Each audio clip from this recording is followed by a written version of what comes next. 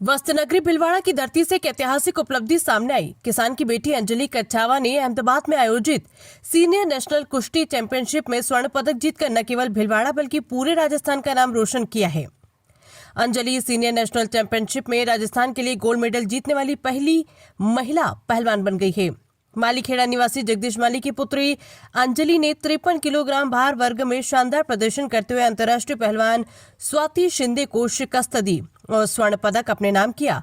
इस ऐतिहासिक जीत के बाद भिलवाड़ा पहुंचने पर अंजलि, उनके कोच अविनाश प्रजापत और उस्ताद चेनाराम प्रजापत का जोरदार स्वागत किया गया। शहर के प्रमुख मार्गों से भव्य शोभा यात्रा निकाली गई जो श्री राम दल व्यायामशाला कृषि उपज मंडी में संपन्न हुई। गोल्ड मेडल विजेता अंजलि ने अपनी सफलता का श्रेय माता पिता और कोच को देते हुए कहा कि मेहनत और अनुशासन से हर सपना पूरा किया जा सकता है। वहीं पिता जगदीश कच्छावा ने बेटी के दिन में 8 घंटे की कठिन ट्रेनिंग का जिक्र करते हुए गर्व जताया। कोच अविनाश प्रजापत ने बताया कि चोट के बावजूद अंजलि ने अदम्य जज्बे से यह ऐतिहासिक सफलता हासिल की। भिलवाड़ा से संवाददाता गोविंद पायक की रिपोर्ट। मेरा नाम अविनाश प्रजापत है। मैं अंजलि का कुश्ती प्रशिक्षक हूँ। मैं श्री राम दल व्यायामशाला सेंटर चलाता हूँ कुश्ती का, और ये कृषि उपज मंडी में स्थित है। और जो मेडल हमारे भी आया है, ये राजस्थान के इतिहास का पहला गोल्ड मेडल है अब तक कुश्ती का, जो पहले किसी की नहीं आया। ये फर्स्ट गर्ल से अंजलि कच्छावा उसके आया है, और इसने इसके लिए खूब मेहनत की। फाइनल बाउट भी लड़ी इसने। इसके इंजरी होने के बावजूद भी इसने इसका 100% दिया, और बढ़िया तरीके से इसने अपनी बाउट को विन हुई। इससे पहले भी कोई मेडल इसने अंडर 17 के कैडेट, मतलब अंडर 17 नेशनल में सिल्वर मेडल और अंडर 19 स्कूल नेशनल में ब्रॉन्ज मेडल जीता हुआ है। नहीं, ये व्यायामशाला पहले चलती थी मगर मिट्टी में थी, और पिछले 4 साल से मैं इसमें मेट लगाई मैंने। उसके बाद बच्चे को नए बच्चे तैयार कर रहा हूँ। प्रैक्टिस पहले मैं खुद कराता था, लड़के बच्चे नहीं थे मेरे पास, ज्यादा छोटे बच्चे थे। अब कुछ बच्चे आगे है, बड़े भी हो गए। छोटे बच्चे थे जो उनके साथ प्रैक्टिस करती, वो नहीं कराते तो कभी मैं कराता हूँ। अंजलि को पहलवानी करते हुए 8 से 10 साल लमसम हो गए, और सुबह वह 5 बजे हमेशा उठ जाती है और स्वयं उठ के अपने पहलवानी के गेम में लग जाती है। उसको उसके गेम में सुबह 4 घंटे मेहनत करती है, और दिन में रेस्ट करने के बाद में वो वापस शाम को 4 घंटे वापस प्रैक्टिस वगैरह, जोर वगैरह सारी चीजें इसकी होती हैं। आपका क्या योगदान रहता है उसमें? योगदान तो मेरा यही रहता है कि उस पे उसको टाइम टाइम पे उसको मैं डाइट प्लान देता हूँ। उसको जूस वगैरह है, फल फ्रूट वगैरह है, जो भी इसके पहलवानी गेम में जो डाइट रहती है उसको मैं इसको अखाड़े में ले जाके खिलाता हूँ। मेडल जीतने के बाद में मुझे बहुत खुशी है, और मेरे जीवन में ये सबसे बड़ी, मेरी बेटी ने जो मुझे जो गर्व दिया है, उसमें ये जीवन की सबसे बड़ी खुशी मानता हूँ। और आगे भी मैं इसे अपेक्षा करूंगा कि ये देश के लिए खेले, देश के बाहर खेले, और मेडल दे, इंटरनेशनल में मेडल दे।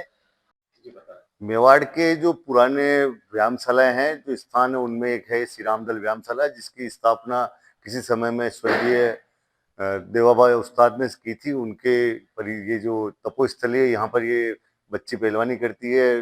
जो चेनाराम जी उस्ताद है, उनके नेतृत्व में ये अखाड़ा चलता है, और अविनाश कोच यहाँ पे कोच है।